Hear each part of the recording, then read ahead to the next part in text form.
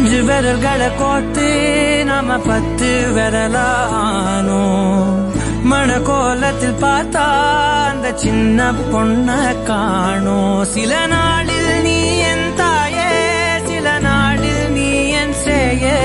நீ மடி மேல் சாயும் போது அந்த வானம் விரிக்கும் பாயே. எப்போதுமே என் கூட தான் என்று நினைச்சேன். இப்ப நீயோ போகும்போது செத்து பொழைச்சேன். நீதானே கொலசாமி, ஒரு வரமும் தாயே. மகளாக பொறப்பேன்னு நீ சொல்லி போய. உன் கூடவே பொறக்கணும், கூடவே பொறக்கணும்.